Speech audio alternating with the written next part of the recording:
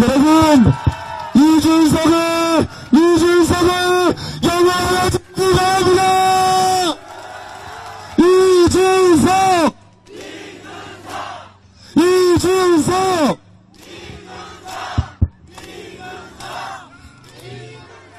예, 안녕하세요.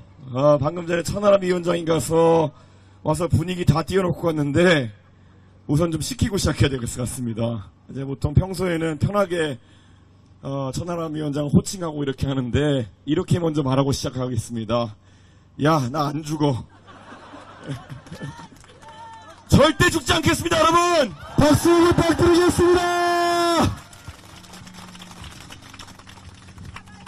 예, 저도 이제 정치를 한 지 12년, 13년 되고 나니까 정치에서 제가 가졌던 많은 경험들이 주마등처럼 지켜나가곤 합니다. 그런데 제가 한 가지, 전국을 다니면서 이제 정치를 바라보다 보면은 대한민국의 굵직굵직한 정치적 여정마다 정말 이상하리만큼 특징적인 현상들이 있었습니다. 제가 마산에 가가지고, 우리 함익병 원장님 마산 출신인데, 마산에 가가지고 3.15 의거, 4.19 혁명의 시발점이 되었던 3.15 의거 기념식에 가보면은 그 내용을 살피면 이렇게 되어 있습니다.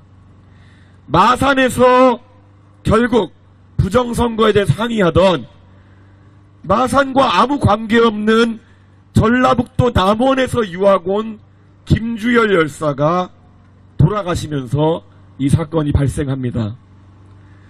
그런데 결국 대한민국 1공화국을 몰락시킨 그 4.19라는 거대한 혁명의 시발점은 어쩌면은 민주주의에 대해서 아니면 정치에 대해서 굉장한 관심은 없었을지도 모른, 하지만 정말 아닌 것을 보고 불의를 참지 못하고 나섰을 남원에서 유학 온 김주열이라는 사람에게서 시작했던 겁니다. 그리고 우리 사회에 있어서 또 하나의 마음 아픈 지점이었던 광주의 5.18을 생각해보면은 아마 5.18에서 희생되었던 그 많은 사람들 중에 정말 그날이 오기까지 본인이 그 투쟁의 선봉에 서가지고 시민군의 역할을 할 거라고 생각했던 사람은 없었을 겁니다. 정말 공수부대가 진압하러 오는 그날까지도 과연 우리를 쏠까 하면서 그 앞에 섰을 사람들이 대부분이었을 겁니다. 그게 그런 겁니다. 정말 대한민국의 민주주의에 거대한 위기가 오고 정말 국가의 위기가 왔을 때 그때 정말 정치와는 아무 관계도 없었고 정치를 꿈꾼 적도 없었을 사람들이 정치의 전면에 나서게 되는 것이 대한민국의 역사 속에서의 숙명이었습니다. 저는 사실 비례대표 1번 아까 우리 이주영 후보 처음에 정치에 영입하기 위해서 제가 연락을 드렸을 때 사실 이 정도로 정치적 역량이 뛰어나시고 또 이렇게 연설도 잘하시는 분인지 잘 몰랐습니다. 그런데 그런 겁니다. 정말 아닌 것에 항거하고 정말 무엇을 바로잡겠다는 의지가 있으면은 아마 여기 계신 누구도 굉장히 뛰어난 정치인이 될 수 있는 것이 바로 정치라는 공간입니다. 누구라도 문제의식을 올바르게 가지고 해결하기 위해서 달려나가는 순간 여기 있는 모든 분들은 정치의 대상이 아니라 정치의 주체가 될 수 있는 겁니다. 그래서 우리가 모두가 문제의식을 가지고 정치의 주체가 됐을 때 우리는 하나의 혁명을 만들 수 있는 그런 세력이 됩니다. 여러분, 대한민국의 정치 지금 산적한 문제들이 많습니다. 우리가 개혁신당을 중심으로 같이 뭉쳐서 문제의식을 가지고 달려들면은 대한민국 정치, 대한민국의 병폐, 대한민국의 적폐 싹 해결할 수 있겠습니다. 같이 달려드시겠습니까, 여러분?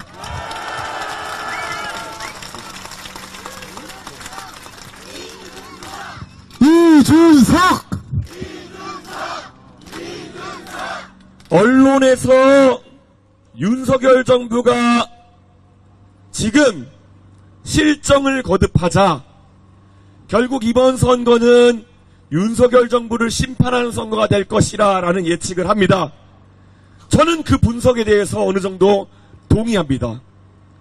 그런데 지금까지 그러면은 가장 윤석열 정부에 대해서 구체적이고 또 용기 있게 지적해왔던 사람들이 누군가를 생각해 본다면 저는 단언코 저는 우리 개혁신당의 주축 멤버들이 바로 가장 용기 있는 지적을 했던 사람들이다 이렇게 생각합니다. 왜 그렇습니까? 우리 개혁신당의 멤버들은 모두 다는 아닙니다만은 원래 지난 대통령 선거에서 여당에 소속되어 있던 인물들이었습니다. 그런데 대통령의 권력이 가장 세다고 하는 임기 1년 차에 우리가 조금만 고개 숙이면은 어쩌면 대통령에게 받아먹을 것도 많았을 것이고 어쩌면 한통속이 되어가지고 해먹을 수도 있었을 겁니다. 그런데 우리는 그럴 용기가 없었습니다. 우리는 국민을 배신할 용기가 없었습니다. 그렇기 때문에 우리는 국민의힘에서 가지고 있던 모든 자산을 모든 정치적 영광을 포기하고 나와서 찬 곳에서 시작하기로 했습니다. 왜 그렇습니까?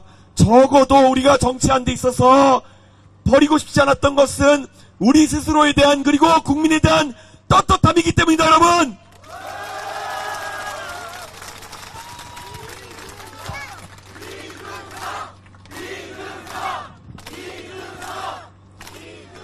저는 윤석열 대통령에게 맞서려고 한다면은 얼마나 개인적으로 울분의 서사가 있느냐, 얼마나 당한 것이 맞느냐도 꽤 중요하다고 봅니다. 왜냐? 진심을 다해서 윤석열 대통령에 대한 지적을 할 것이기 때문이죠.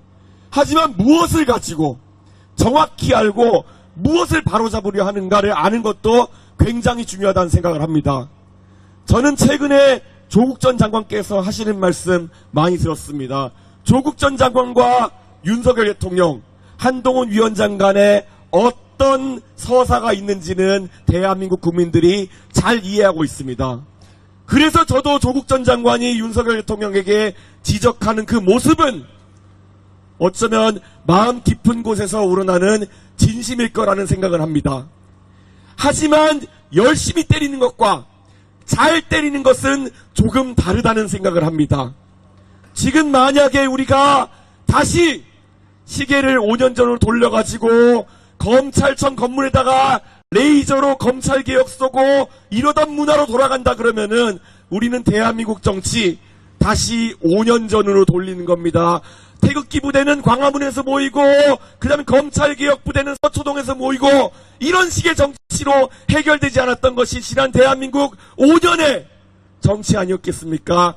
개혁신당은 이것을 단호하게 거부하겠습니다. 오히려 멋지게 우리 개혁신당의 후보들이 의원이 돼가지고 실력으로 능력으로 윤석열 정부가 잘못하는 것을 그 폐부를 찌르고자 합니다. 여러분 개혁신당의 이러한 방식 응원해 주시겠습니까 여러분?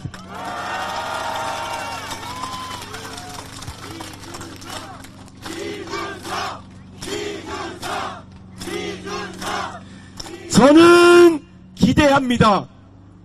여러분께서 만약 우리 비례대표 후보 1번 이주영 후보를 국회의원으로 만들어주신다면은 윤석열 정부가 지금 총선을 앞두고 급조해낸 의대 증원 2,000명의 문제, 이것이 얼마나 국민들의 생명을 담보로 한 위험한 정쟁이었는지를 정확하게 논리적으로 날카롭게 지적해낼 것이라 생각합니다. 이런 문제들 지금까지 윤석열 정부에서는 국민 감정을 이용해서 정쟁화하려고 해왔습니다.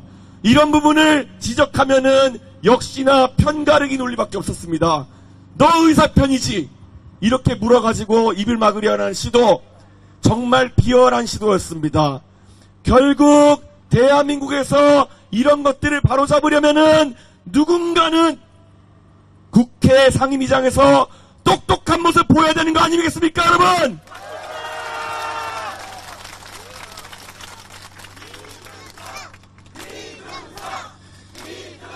지금까지 민주당은 170석, 180석 의석을 가지고 얼마나 기회가 많았습니까? 윤석열 대통령이 잘못된 길로 가고 있을 때 법사위에 제대로 된 의원들만 앉혀놨어도 그 멍청이 같은 철험회라고 하는 사람들이 이상한 질문하고 한동훈 장관에게 이모가 있느니 없느니 뭐 이런 질문해가면서 웃음거리만 되지 않았다면은 아마 우리는 대한민국이 이 꼴 이 짝이 나는 것을 보지 않아도 되었을 것입니다. 멍청한 의원들이 대정부 질문 하나 똑바로 못해가지고 한동훈 법무부 장관에게 배팅볼 던져주면서 그 사람을 지금 갑자기 지도자로 만들어버린 거 아닙니까? 저는 윤석열 정부가 저렇게 무식하게 막무가내로 나서면서 대한민국 국정을 마음대로 하는 것은 절반은 윤석열 대통령의 정치에 대한 몰이해요. 나머지 절반은 민주당의 문이었다 이렇게 생각합니다. 맞지 않습니까, 여러분?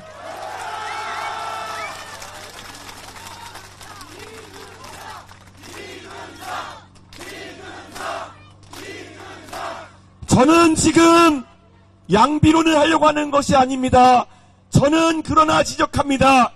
여당 역할을 못했던 여당, 제1야당 역할을 못했던 야당, 둘 다 이번에 싹 쓸어버려야 되지 않겠습니까, 여러분?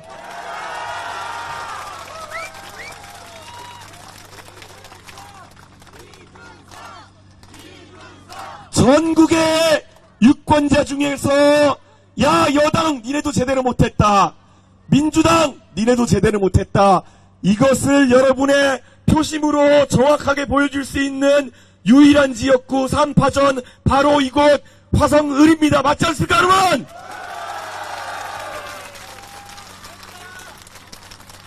여러분의 높은 민도로, 여러분의 높은 정치의식으로 이 절호위기를 놓친다면은 우리가 어떻게 대한민국의 위기 앞에선 대한민국의 진정성 있는 국민이겠습니까? 적어도 우리 모두가 투표장으로 달려가서 우리가 가진 가장 강력한 무기, 우리의 투표용지로 역할을 다하지 못했던 정치 세력들에게 정말 준엄한 심판을 내려야 되는 거 아니겠습니까, 여러분?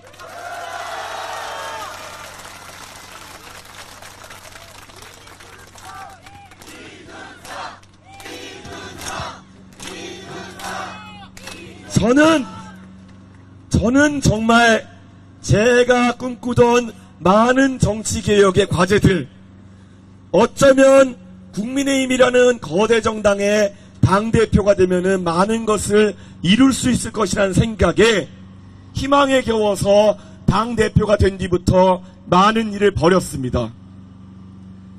그런데 저에게 가해졌던 비판은 이준석이가 저렇게 열심히 자꾸 뭘 바꾸려고 하는 것은 이준석이가 당을 장악하려고 하는 것이다.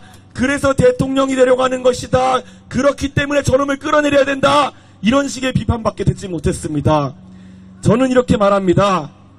대통령병에 걸린 그런 사람들 눈에는 모든 개혁의 과제들이다, 모든 도전들이 다 그렇게 보이나 봅니다. 그런데 이건 구조적인 문제입니다. 거대 양당의 당대표가 되는 사람들이라고 하면은 바로 그 유혹에 빠지게 되어 있는 것입니다. 그것이 비록 당대표가 아니더라도 비상대책위원장 같은 임시직이라 하더라도 그 대통령병에서 빠져나오지 못하면은 맨날 전통시장 다니고 생닭 흔들고 이러면서 희화화되는 겁니다, 여러분. 그래서 저는 그때 당대표에서 끌려 내려오면서 결심했습니다. 언젠가는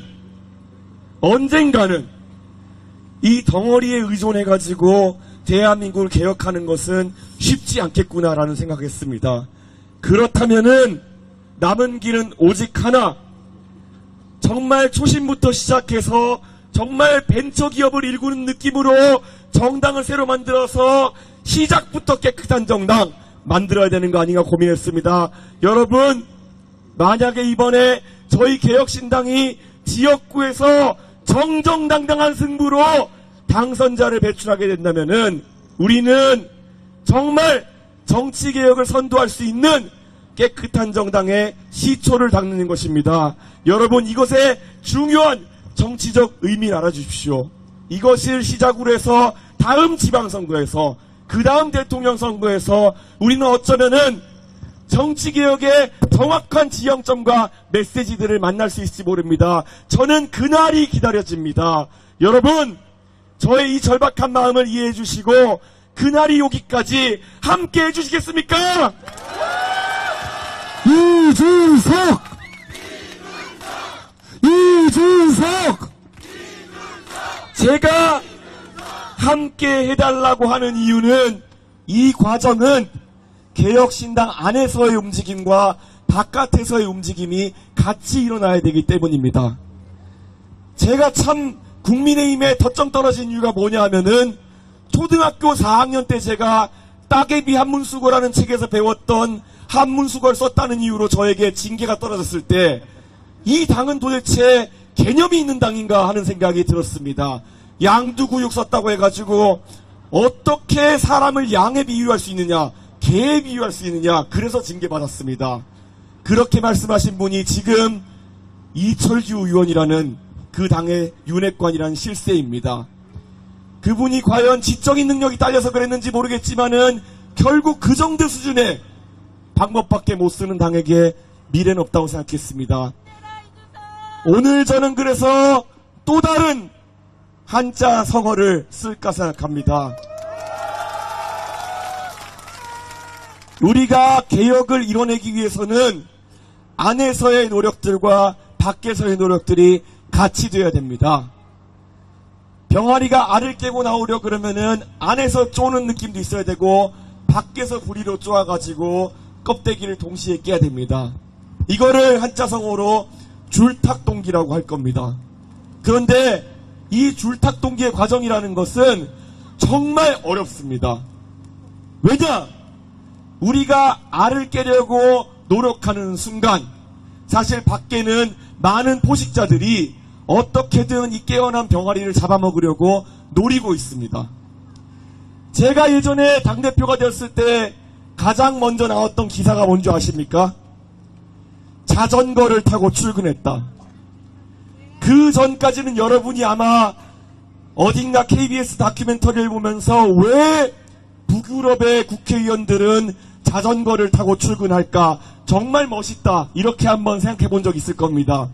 그런데 우리나라에서 그렇게 자전거를 타고 국회의사당 들어가면은 바로 상대당에서 공격이 들어옵니다. 쇼하지 마라 이 자식아 라고 공격 들어옵니다. 그런 식으로 비열하게 들어오는 공격이 있기 때문에 정말 위험한 것이고 그 알을 지키기 위해서 정말 많은 노력이 필요하다는 말씀을 드리고 있습니다.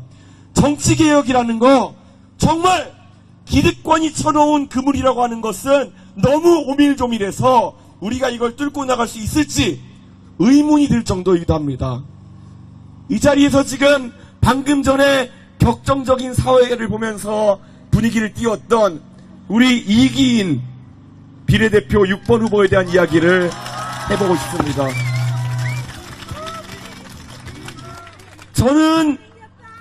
저는 이기인 후보와 굉장히 오랜 시간 동안 10년 가까운 시간 동안 교류를 해왔습니다. 그런데 이기인 후보는 성남시에서 시의원을 2번 지냈습니다.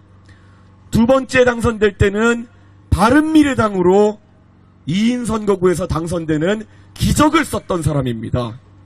그리고 3번째는 도의원으로 바로 당선됐던 사람입니다. 제가 3번 떨어질 동안 3번 당선됐던 사람입니다.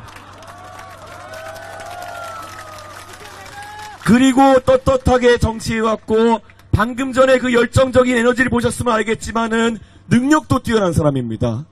그러면 대한민국의 정치에 있어서 이런 지방의회에서 능력을 보였던 사람이 다음 단계라고 할 수 있는 국회의원에 도전하는 과정이 열려 있느냐? 그렇지 않습니다. 어떻게 되어 있는지 아십니까? 우리나라만 지방의원과 국회의원의 임기를 2년씩 엇갈리게 해놨습니다. 그래서 지방의원을 하다가 국회의원이 되려면은 둘 중 한 가지 선택을 해야 됩니다.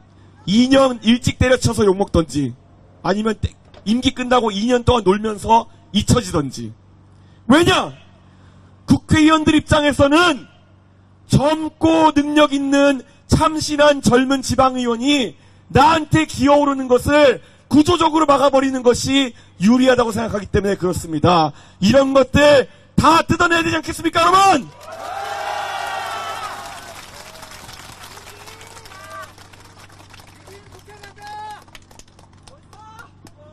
제가 이런 것들을 뜯어내기 위해서 노력하다가 정말 무참히도 비참히도 당대표직에서 끌려 나왔습니다. 이런 거 막으려고 끌어내렸다고는 말을 못하지만 말을 못하니까 5만 가지 뒤집어 씌워가지고 공격을 합니다. 뭐 제가 이재명 대표를 안 까가지고 너는 프락치라느니 이런 얘기를 합니다. 그런데 주변에 가가지고 민주당 지지자한테 물어보십시오. 이준석 좋아하는 사람이 그렇게 있던가요? 왜 그렇겠습니까? 얼마나 집요하게 그때 대통령 선거 때 지방선거 때 이재명 대표의 잘못된 점을 지적했으면은 민주당 지지자는 저한테 이를 갑니다. 그런데 그런 언어 도단 속에서 이런 개혁을 막으려고 하는 이유가 뭐겠습니까? 지들끼리 다 헤쳐먹으려고 하는 겁니다. 저는 그래서 이런 것들 과감하게 개혁해내기 전까지 대한민국의 정치에 미래는 없다고 생각합니다. 그래서 저는 마음이 급합니다. 이번 국회의원 선거 우리가 교두보를 마련해야 됩니다. 그래야 2년 뒤에 지방선거에서는 더 큰 성과를 내고 4년 뒤에 국회의원 선거에서는 우리가 다수당이 되어가지고 법을 바꿀 수 있는 거 아니겠습니까, 여러분?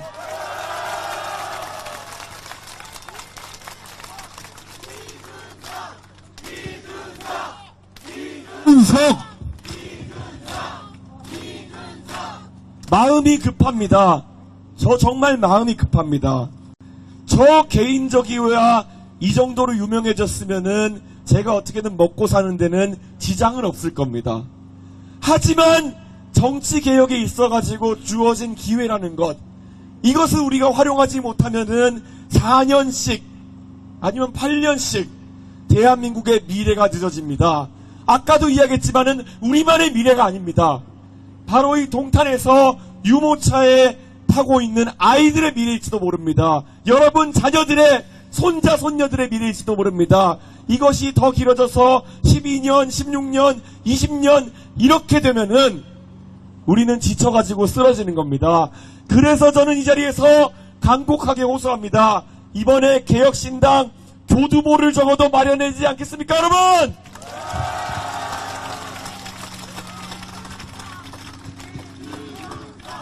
이준석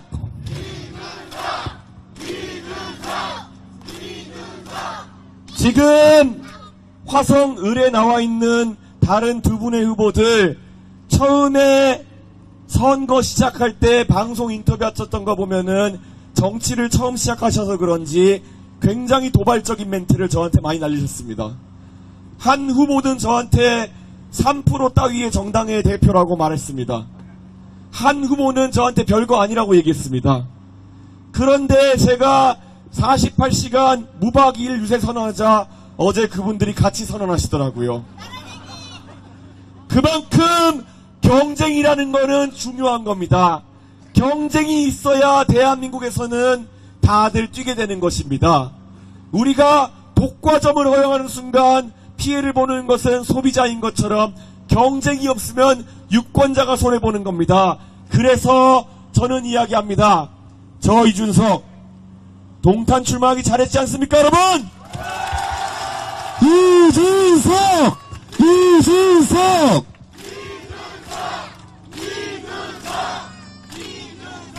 개혁신당은 이미 동탄을 바꾸고 있습니다. 동탄의 지금까지 정치 문화가 정적이었고 무엇보다도 체념적이었다면 왜냐? 파란당은 공천만 되면 당선이다. 빨간당은 공천돼도 낙선이다. 이 두 가지가 공존하는 상황 속에서는 누가 열심히 하려고 하겠습니까? 이 구도를 깨기 위해서 저 이준석이 왔고 지금까지는 작전 성공 아닙니까, 여러분?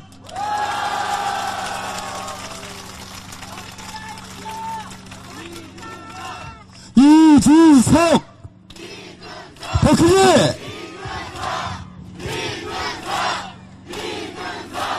제가 이렇게 이야기합니다. 오늘 지금 이제 8시 41분입니다. 놀랍게도 24시간 뒤에는 출구조사 결과가 발표되어 있을 겁니다.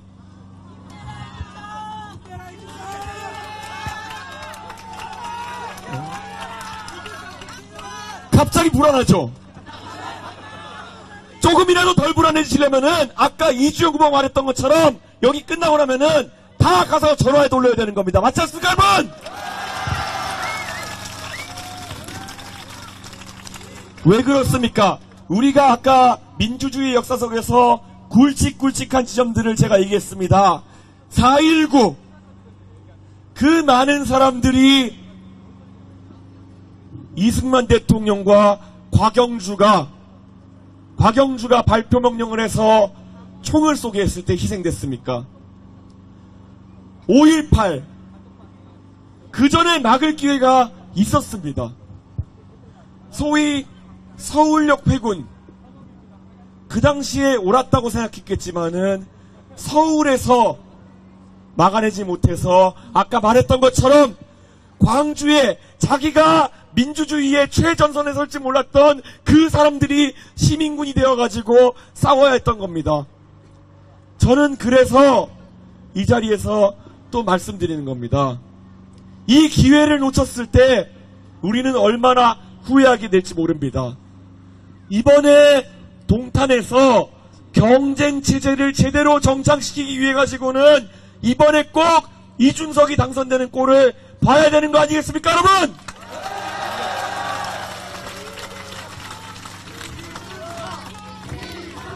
박근혜! 박근혜!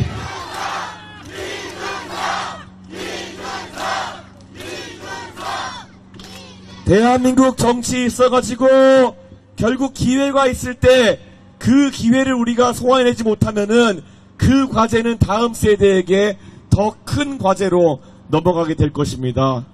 저는 그래서 이 자리에서 간곡하게 호소하고 있습니다. 앞으로 우리에게 주어진 24시간이 정말 소중합니다. 어쩌면 제가 상상하고 싶지도 않습니다. 그런데 어제 어떤 분이 저한테 질문하셔가지고 한번 상상해봤습니다. 만약에 지금 저와 경쟁하는 공영훈 후보께서 당선이 되셨을 때 공영훈 후보가 어떤 의정활동을 하실까? 나름 제가 당대표를 지내봤던 사람이기 때문에 예측은 가능합니다. 아마 지금과 같은 여러 가지 개인적인 의혹을 가지신 상황 속에서는 다음번에 재선 도전하시는 것이 약간 이상할 겁니다. 그러면 동탄에 있어가지고는 비극적인 상황이 될 수 있습니다. 흔히들 이런 얘기를 합니다. 공무원 사회도 진급에 민감하기 때문에 그 어느 공무원이 진급을 포기한 순간부터 업무를 제대로 하지 않을 가능성이 있다. 이런 이야기를 합니다. 군대에서 진급을 포기한 대령이라는 용어가 있지 않습니까? 장군이 되는 것을 포기한 대령이 일을 잘하지 못할 가능성이 있다는 그런 표현이겠죠. 저는 만약에 공영훈 후보께서 당선되신다 한들 냉정하게 봐서 재선의 가능성이 떨어진다라고 판단하시면은 화성에서 열심히 하실 이유 자체가 없는 것입니다. 논리적인 겁니다. 저는 그래서 이렇게 말씀드립니다. 이번에 주변에 한번 말씀해 보십시오. 이번에 우리는 화성에서 동탄에서 적어도 문제없이 아이들과 함께 성장하면서 호흡하면서 더 큰 정치를 꿈꿀 수 있는 잘해서 진급하고 싶은 그런 국회의원을 만들어내는 거 아니겠습니까, 여러분? 이준석!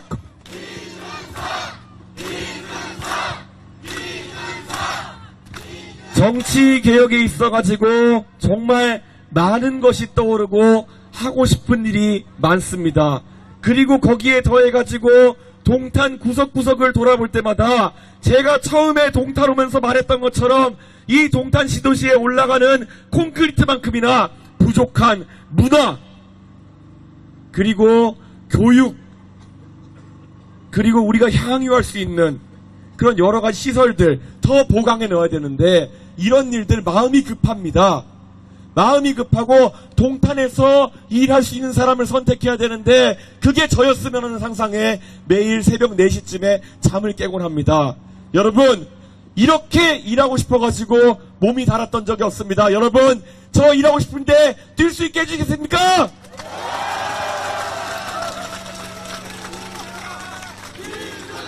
더 크게! 더 크게!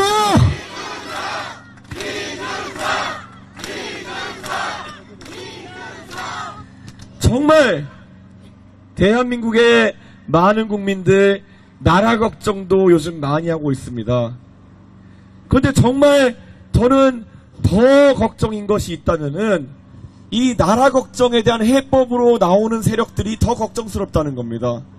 아까 말씀드렸듯이 이재명 대표의 민주당 이미 지난 21대 국회에서 검증된 무능을 보여줬습니다. 이재명 대표께서 굉장히 무기력한 모습으로 당을 지휘하셨습니다. 거기에 더해서 조국 전 장관 지금 선명한 메시지를 보여주고 계시지만은 대법원 판결을 몇 달 앞두고 계십니다. 그러면 적어도 야당의 지도자들 중에서 명쾌하게 그리고 흠결 없이 윤석열 정부를 견제할 수 있는 사람 하나 정도는 있어야 될 텐데 아무리 생각해도 그거는 제가 자만하는 게 아니라 윤석열 정부를 가장 잘 알고 그래가지고 가장 아프게 찌를 수 있는 저 이준석 아닙니까 여러분?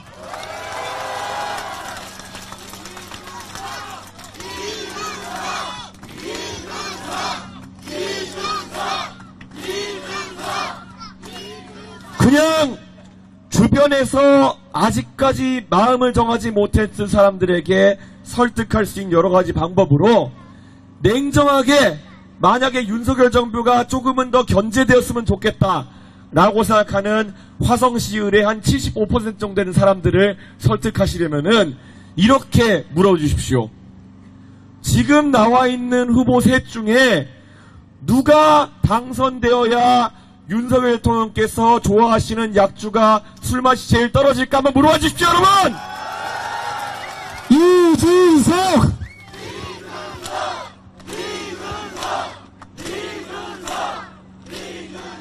설득은 그렇게 논리적으로 간단하게 하는 겁니다. 누가 당선되어야 윤석열 대통령의 술맛이 떨어질까? 누가 당선되어야 윤석열 대통령이 자다가 이불을 박차고 일어나실까? 누가 당선되어야 뭔가 정책을 내기 전에 한 번이라도 더 고민해가지고 책 잡히지 않을까? 그런 고민을 하게 만드는 사람 기호 1번입니까? 기호 2번입니까? 기호 7번입니까?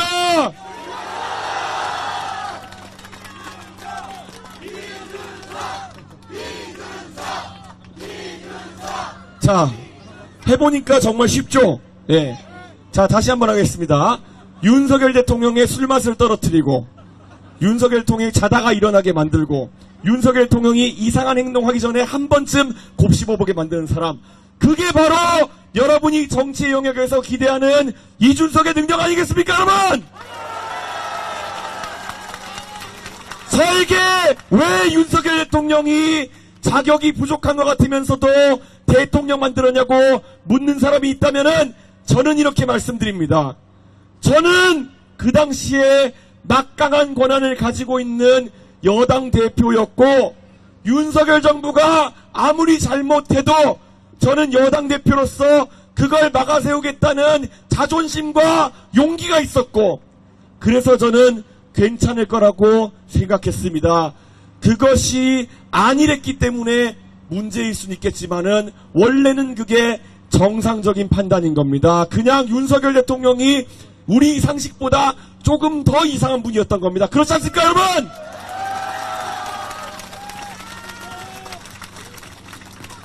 저는 그렇기 때문에 지금은 이제 떳떳하게 이렇게 말씀드립니다. 지금 동탄의 3명의 후보 중 동탄에 대해서 가장 진정성 있게 공약을 내는 후보, 윤석열 정부를 가장 잘 견제할 수 있는 능력을 갖춘 후보, 그리고 나중에 냉정하게 아까 천하람 우리 위원장이 제가 냉정히 보면 천하람 위원장이 원래 대통령병 환자입니다. 나중에 저는 언젠가 어느 경선에서 저 사람 마주칠 거라 생각하고 있습니다.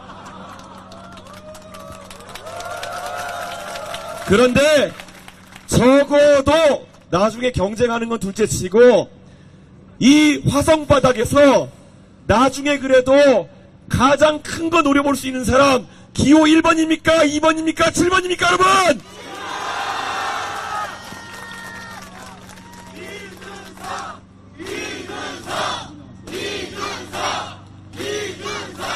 그거 세 가지 정도면은 제 생각에는 설득 못할 사람 없을 거라고 생각합니다. 그냥 재밌잖아요. 그 세 가지로 한번 설득해 보십시오. 그러면 우리가 아마 24시간 뒤에 TV 앞에 앉아가지고 팝콘 봉지를 뜯으면서 우리가 화성의 미래를 고민할 수 있다. 전 그렇게 생각합니다. 여러분, 오늘 저녁 우리가 허투루 보내지 않고 대한민국의 미래를 위해, 화성을 위해 우리가 투자합시다!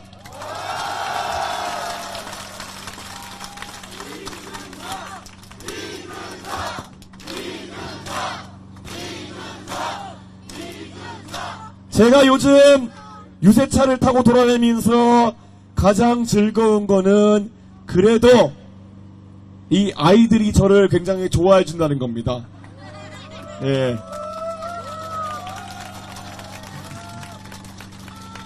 제가 공약에 있어가지고는 굉장히 깐깐하고 되는 거 되고 안 되는 거 안 된다고 맨날 싸우는 사람인데 애들 건 그렇게 못하겠습니다. 애들이 운동장에서 뛰어놀다가 저한테 유세차 지나가면 손을 흔들면서 뛰어와가지고 운동장 잔디 좀 바꿔주세요 이렇게 얘기하면은 어떻게 그걸 거절하겠습니까? 예.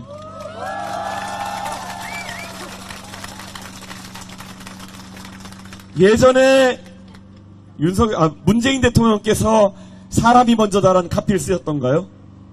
제가 그래서 동탄에서 정치하면서 적어도 앞으로 제가 가치관으로 가져가고 싶은 것은 딱 이겁니다.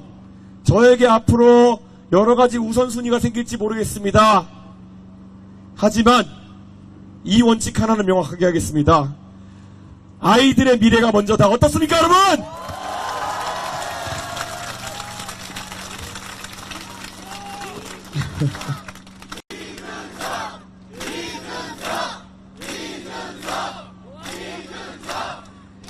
그게 왜 그렇겠습니까? 제가 지난번에 어디 한번 유세하면서 말씀드렸는데 많은 분들이 저한테 너 동탄으로 왜 왔니? 이렇게 보라면은 저는 이렇게 이야기합니다. 제가 원래 나가던 상계동에서 제 고향에서 나가고 싶었습니다. 그런데 그곳에 나가면은 제가 지금까지 같이 생사고락을 함께했던 당원들과 색깔이 다른 옷을 입고 마주쳐서 부딪히게 되는 것이 너무나도 싫었다고. 그래서 정말 제 고향 상계동과 너무나도 닮아있는 곳을 찾아서 동탄에 왔다 이렇게 말씀드렸습니다.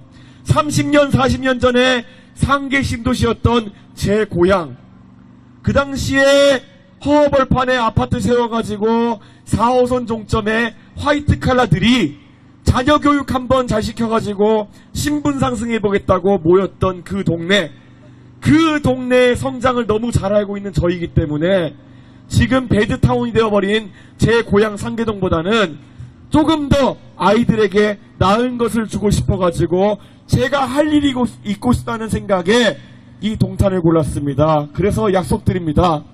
적어도 이 아이들에게 상계동에서 어릴 때 교육 하나 믿고 자라가지고 좋은 대학에 그래도 국비장학생으로 갔다 오고 그리고 제1야당 그리고 여당이 되었던 당의 당대표까지 할 수 있는 대한민국은 적어도 아직까지 기회의 사다리가 열려있던 나라입니다.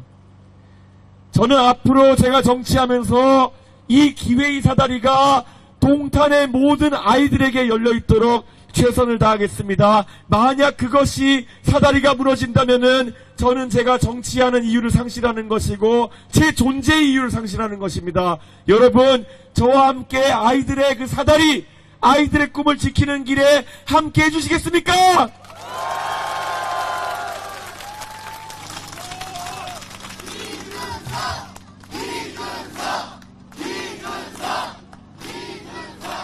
그 사다리를 지키는 것이 중요하고, 제가 유세 현장마다 가서 이야기하지만 상징적인 결과물은 아마 10년, 20년 뒤에 나올 겁니다. 제가 상계동에서 유세차를 탔을 때마다 했던 말이 있습니다. 1985년에 태어난 저는 상계 신도시가 태어나던 그때에 태어났기 때문에 상계동 1세대였습니다. 그래서 제가 국회의원이 되는 것이 아마 상계 신도시의 완성일 것이다 라고 이야기했습니다. 저는 동탄 토박이가 아닙니다. 여기 서 계신 많은 분들이 동탄 토박이가 아닐 것입니다. 하지만 지금 유세차 앞에 서 있는, 앉아있는 아이들은 아마 동탄 토박이일 것입니다. 동탄 토박이, 이 아이들이 동탄에서 자라가지고 나중에 동탄의 유세차가 돼가지고 동탄의 국회의원이 되기 위해 가지고 경쟁하는 그날이 바로 이기 신도시, 동탄 신도시의 완성을 의미하는 날이 될 것입니다. 그때까지 함께 해주시겠습니까, 여러분?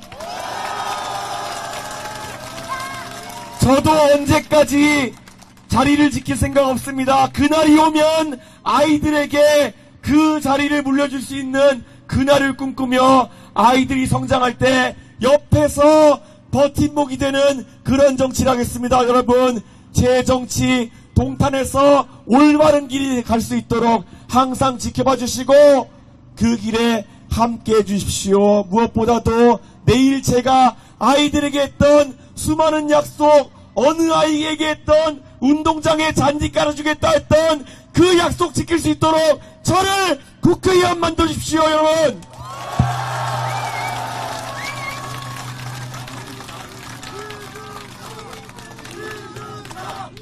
그렇게 했을 때 제가 이렇게 말씀드립니다. 그렇게 했을 때 대한민국은 동탄에 놀랄 것이고, 그리고 동탄은 4월 11일 모든 일간지의 일면을 먹을 것입니다. 그렇지 않습니까, 여러분? 그러면 동탄이 정치의 중심이 되고, 저는 동탄에 쏟아지는 관심 바탕으로 동탄의 여러가지 산적한 문제를 풀어내서 여러분에게 보답하겠습니다.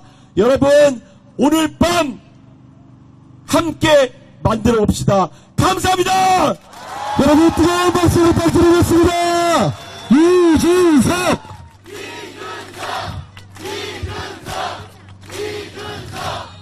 여러분, 확신이 드십니까? 확신이 드십니까? 동탄 바꿀 수 있겠습니까? 정치 바꿀 수 있겠습니까? 대한민국 변화시킬 수 있겠습니까? 이준석을 국회로 보내주시겠습니까?